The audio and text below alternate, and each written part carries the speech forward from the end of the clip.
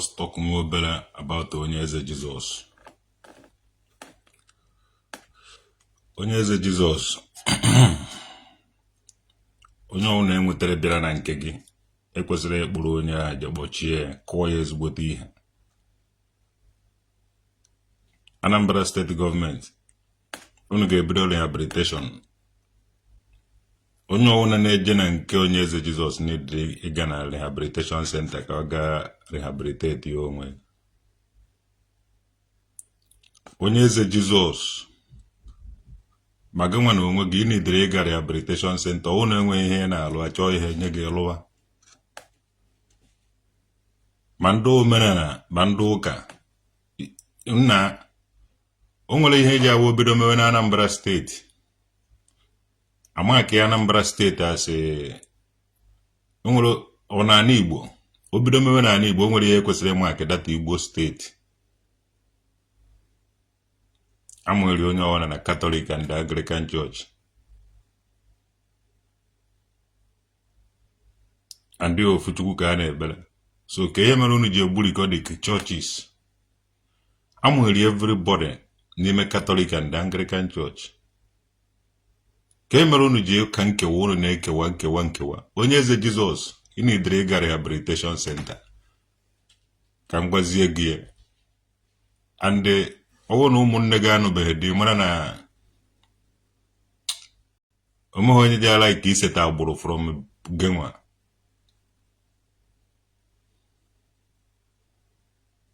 Ị na-eme omenala imewe omenala ị na-eji ụka gị jewe ụka onwe onye ma nke ị na-eme so ị na-asụ ụchụ sapụta gị onwe gị sapụta ụmụnne gị sapụta ndị village unu a na-adị mma n'ụlọ wee pụba n'ama ma o jee Catholic Church ma ọ bụ Anglican Church amụghịrị gị n'ime. Unu ezuzu na-ezuzu ama ndị fada na ndị bishọp ama otu ha si wee hapụ isi ya na unu gbapụ isi ya nnọọ je nnọọ rụọ ma ụka warehouse ma ụka gbamgbam ma ụka 2 rooms ụka 1 rooms ụka 3 rooms. Unu na-aza evangelist na-aza pastor na-aza ibe ebe unu nwere pastor ebe unu nwere reverend fathers and bishops. Amụghịrị onye ọwụ na unu niile na-eje ụka nkewa unu ejekọtago lụwa dibia. Amụghịrị unu na Catholic ma unu na Anglican Church. Ndị nna nna unu mere omenala mana amụghịrị unu na Anglican Church and the Catholic.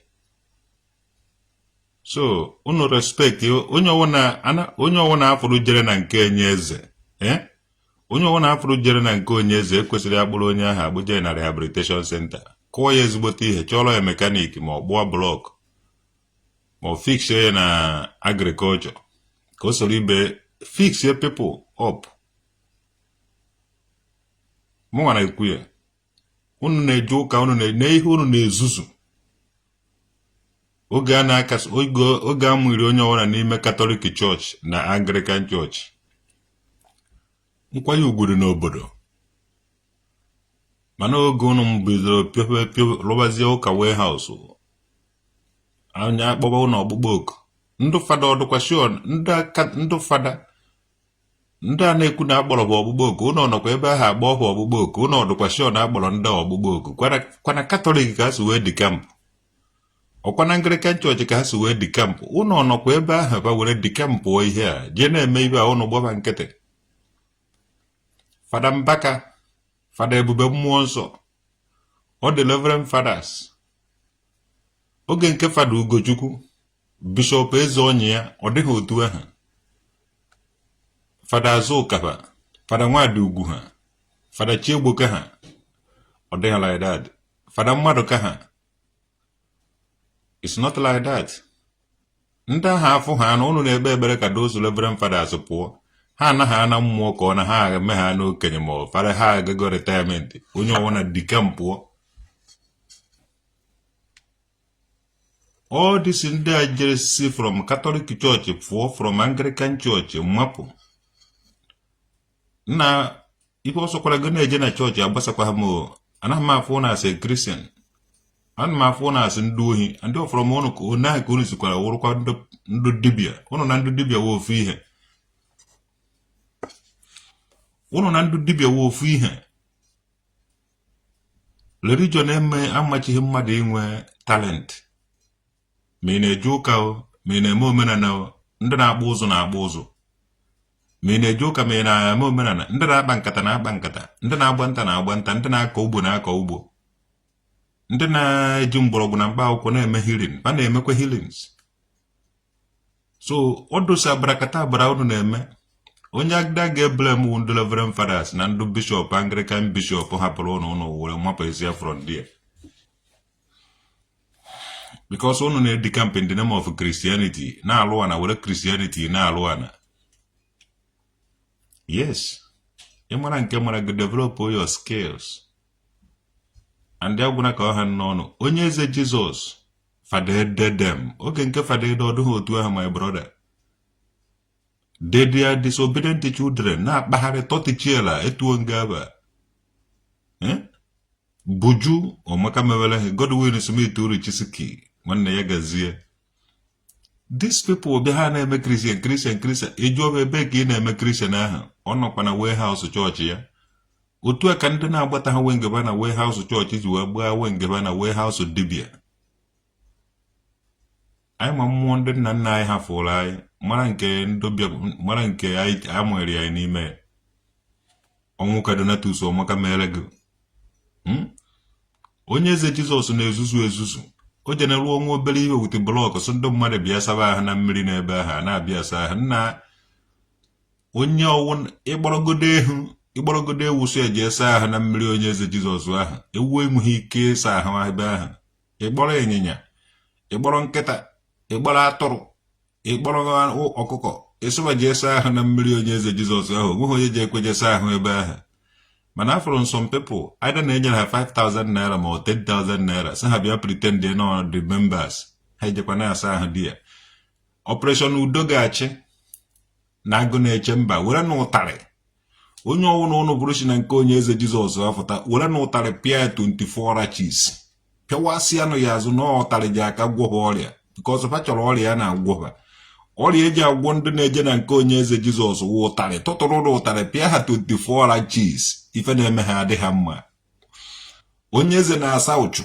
ọsaha ndị bepe ụchụ onweghị onye bepe ọsa nwụrụ ụchụ ọsaha okongwu dibịa ụchụ ọsa nwụhụ jee paakị ụchụ onweghị onye ọsa nwụrụ ụchụ ọsọ ndị mmadụ bịa ka asabapụ ụchụ ọ fụtara main road onye ndị mmadụ 10,000 or 5,000 ndị ahụ abịa pretend nọ ndị a na-asa ụchụ nekwe na anya a na-achọ ka agwụgwọ ndị a ibi ha na-eto afọ onye eze Jizọs nekwa ụmụnne gị ka ị na-ete ule n'ihu ọkakwa mma na ijere lebe ọkarịkara main market ije na Kotonu mbụ na Benin Republic ivute bel ọkarịka ivutezuo ibe dị ka 6 ma 5 ibie na-abịa ebe ahụ eso anọkidi na-apụgo ịtọ ya ndị mmadụ abịa na-egoro onye eze Jizọs 10,000 5,000 3,000 ị na-ekpokọ ego ikpokọtacha ego ije vutekwa bel ọkarịka na Kotonu nwanne o ji aka bupụta gị ịchọrọ ịfụta na soshal midia datin ga-enye gị ego ọ ga-ebupụta gị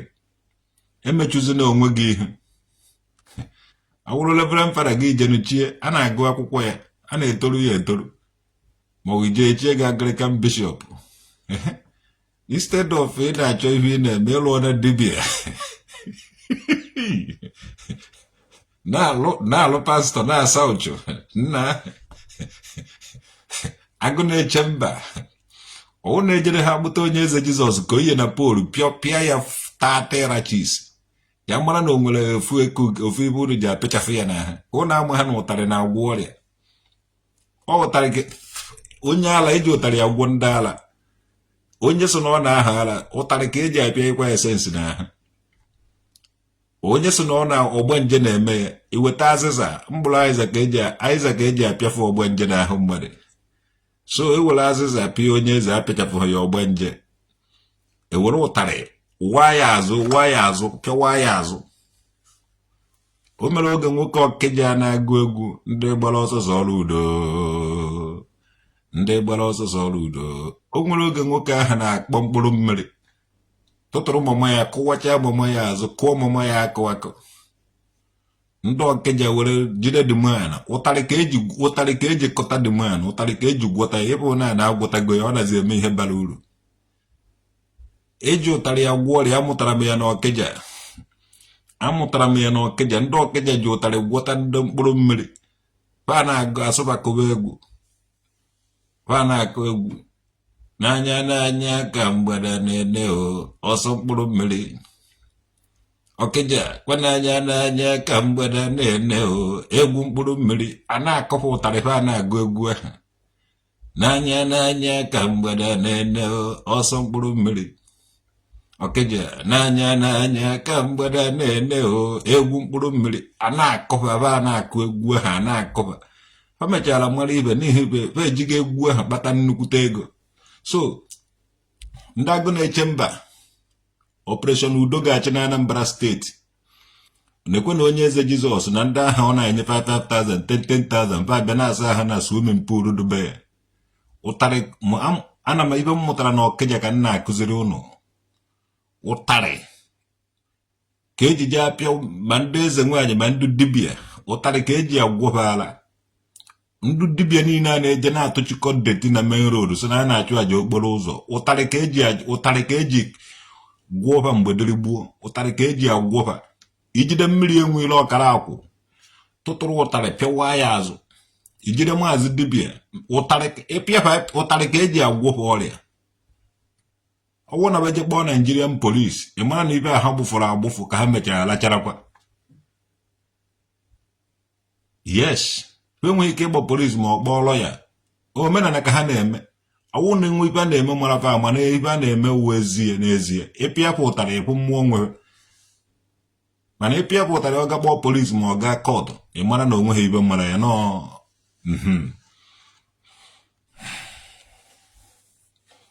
So onye eze Jizọs achọghịzi m ka ndị gbere na-abịa na nke gị. Jee chọọ ihe ị na-alụ. Ọwụrụ blọọgụ ga-egbụba. Ọwụrụ ọkada ga-egbaba. Ụnụ adazi na nga na ị na-achọ onye na-abịa be gị iwere ọnụ gị saa ndị mmadụ isi na-edisive ndị mmadụ ka onye anyị ha. Nwanne jee mewe exercise. Ọwụrụ jim gị jee mee jim. By the time ị ga-etikpo afọ gị ahụ ọ banye na mọzụ. Enwere ike iwe gị n'ọrụ asị bansa. Ị na-anọzi na họteelụ mmadụ ya na-abans ndị mmadụ. N'ọzọ ọgbụna na nke ọgbụba anyị. To God who made me and you. Chineke. Ọgbụna na nke ọmaka mere nwanne mmadụ nna ochie. To God who made iwe onye ọma na-afụ n'ahụ. Anaghị afụ gị kwado ya mana anya hụrụ ugo ekirichekwa ugo maka na anaghị afụ ugo kwado ya. To God who made me and you. Ị nwere ntụ ntụ ike ugo ji acheke. Chai. Ọgbụna na nke nna ochie anaghị ajụkwa mbi ebe ka ọ laghara nọ na ọpụtakwara ụla. To God who made me and you. Nna ochie ịpụtara ụla. Chai. Na onye eze Jizọs ihe niile o mechara mmọnwụ niile ma achụkwu niile ma ihe niile o kpuchara ma inyi mmọnwụ ma inyi achụkwu niile o mechara ka o jere rụọ ihe wado. O nwere nwa obere ihe ọdụ ka saizi ka ere saizi ihe ọrụrụ ibe. Ama m ihe ọrụrụ ibe ahụ nwa obere ihe ọrụrụ sukwu ya 4 sukwu ya mita 4 sukwu ya ọrụrụ ebe ahụ. Owe ya mmiri so ndị mmadụ ji ebe asaba ahụ. Na Anambra steeti nke ya ka ihe a ga-eme. Nna ụtarị ka a ga-eji apịawa onye eze. Ndị agụ na-eche mba were na ụtarị ọdụ ogugu ọdụ ụtarị ahụ achụkwa ekwuru ọbịa na-eji tụtụrụ were na ụdị ụtarị ahụ pịa ịwasị onye eze Jizọs aza jee chọọ ihe ọ na-arụ. Ya edisivizi na ụmụ Igbo. Ya edisivizi na ụmụ Anambra steeti. These people wụ ndị na-ewetara Anambra steeti afọ ọjọọ. Onye kwuo moto ya efuo. Ọwụ na anaghị afụ na onweghị ibe ama anụ na-eme. Tụtụrụ na ụtarị pịawa ya azụ. Onye ọwụ na-afụrụ na nke onye eze Jizọs sụkpụrụ ya. Ọ na-eji achọ ihe ọ na-arụ. Akụcha ya ụtarị enye ya ọrụ. Akụcha onye ahụ ụtarị pịawacha ya azụ enye ya ọrụ. Ndụ ji alụ mekaniki buru ibu. Ndụ na-agba ọkada. Na onye ọwụna nwere ọrụ to give. These people na-eji achọ ọrụ na nke onye eze Jizọs na-enweghị ọrụ ọ na-enye onwe ya. Onweghị ọrụ ọ na-enye ụmụnne ya. Ha na-eji achọ ọrụ na nke onye eze Jizọs. In this 21st century ka mmadụ believere na ije sacha ahụ na mmiri bụ onye eze Jizọs ahụ ibe ahụ o ji blọk na simenti Dangote were lụ. na people na think ọfụma o nwere ka o ji esi m nwee jee chọrọ ọrụ na Lagos ma eje brizie na Lagos disown onu because onweghị ibe a ka eji mara ndị gboo na anyị bi ebe ahụ bika nka di ya onweghị ibe a ka eji mara anyị mgbe ọnwụ na anaba anyị bido daba ka onye eze Jizọs nwanne ọkwa oke n'ọbịa ngwere n'ọbịa yes na me dey talk am adọgwụna ka ọha n'ọnụ onye eze Jizọs enidere ịkụ ya ezigbote ibe ọnụ oje mee ka ndị Nollywood chọọ act movie o nwere ndị asụfụ agbụzi na afọ ọnụ ha agbụ for 4 months afọ ọnụ ha eto ifufe eto edochie mgbe ahụ ọdụka onye eze Jizọs mgbe ọ fụtara na ibe a nwanne anyị nwere brain nke ikpeazụ a even ụmụazị ya na-amụ kịta bụ computer brain and they have computer n'aka oge a mụrụ ya enweghị phone ọ dị smartphone anyị tọrọ ya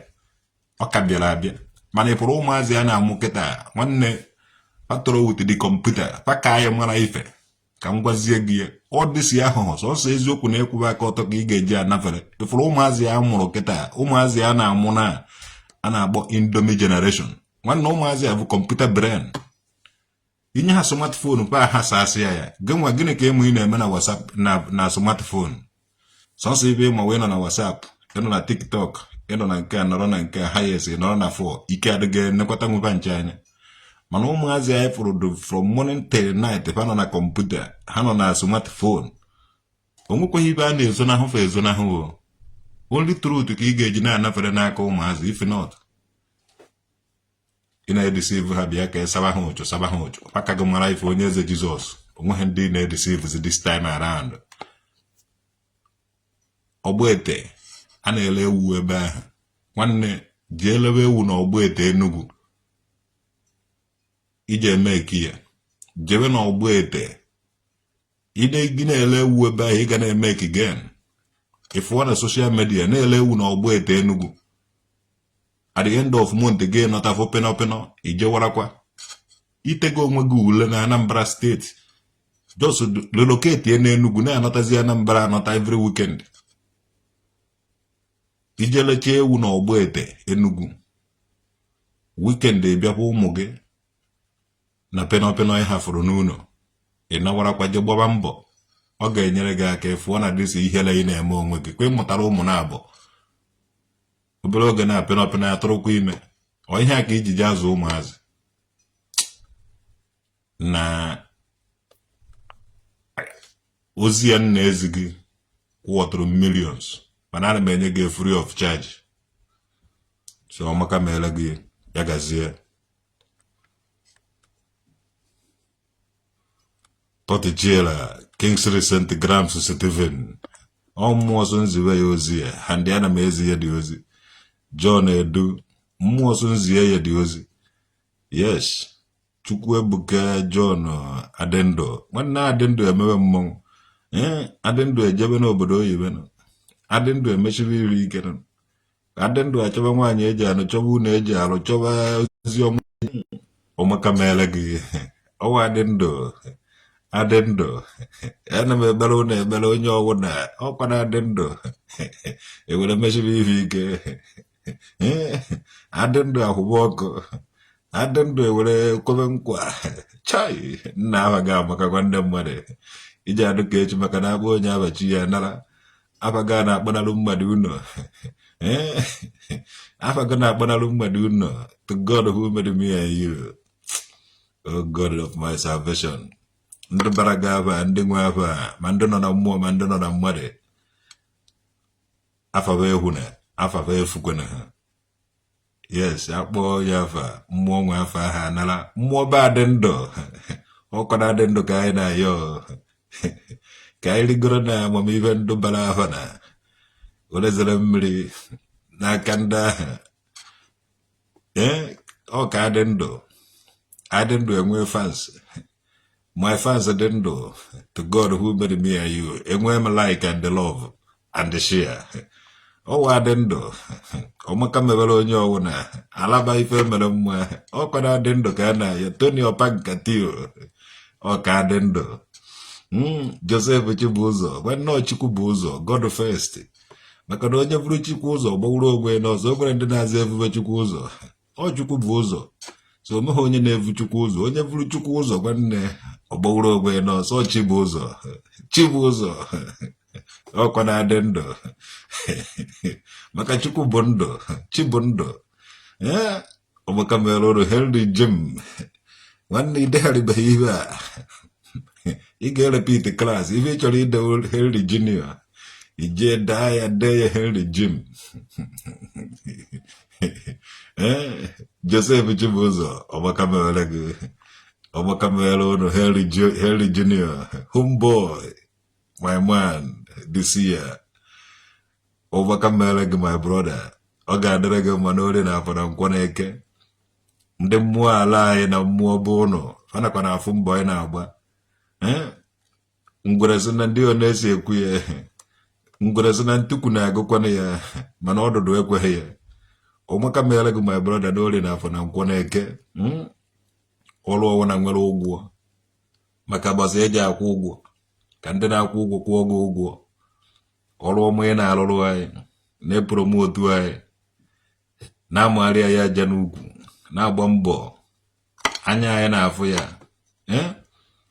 ọmaka mere gị my brother homeboy this year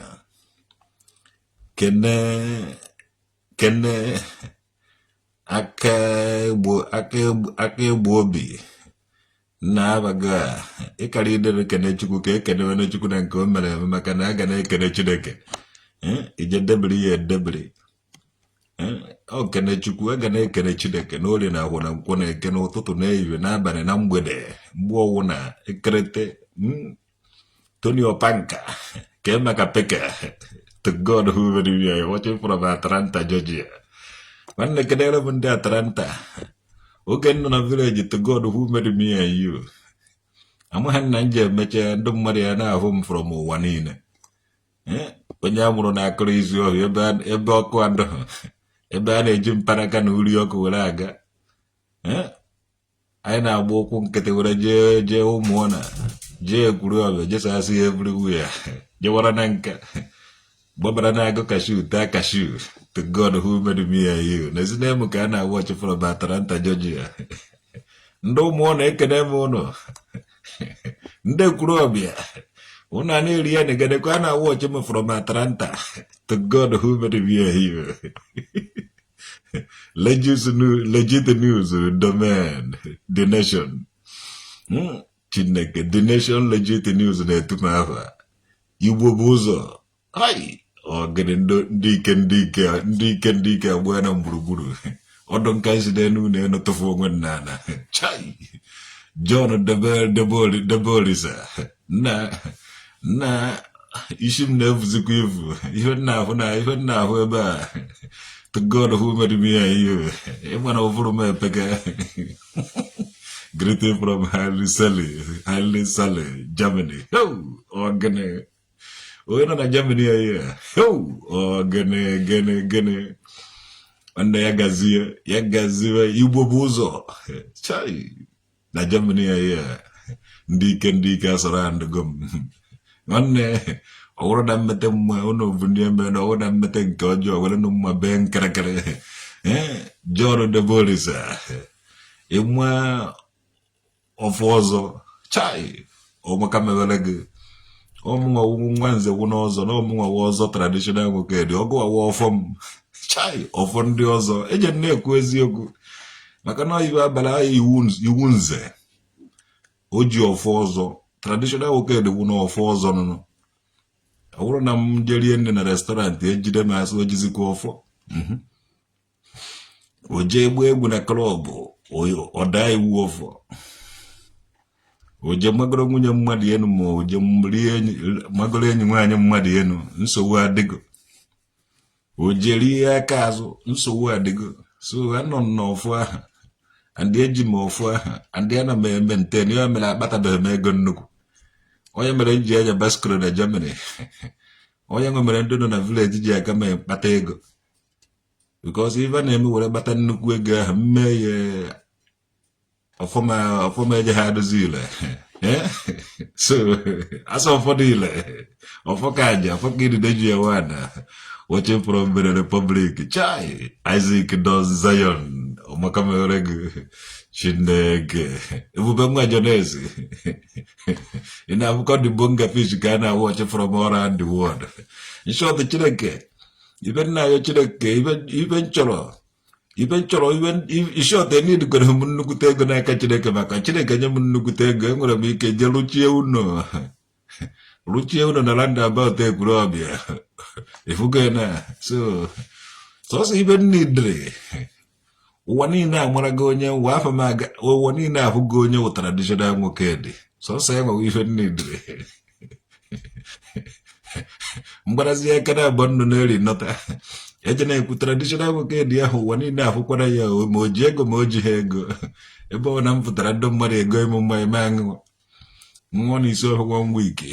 And for now, I'm going to make maybe an hour and nanka. So now I know people from one village to another. And make it a popular like a jetpack. And as I told my John Nabiak, go goodbye, Biak, go goodbye, man. Chai, Adendo. A more for now, I want to know now for a top one. Dick and Dick come for here. The body, sir. Itukakode, Ibobuzo, Totichela, Nakanjana Jorum, but in fact, une megomishim pempe, I love Romono too much. Uno gade keche and have guagu, or can adendo, Adaja adendo. Adendo, Ulina, when I'm gonna canazo, if I name Omakamelo, Nyona, Cachifono,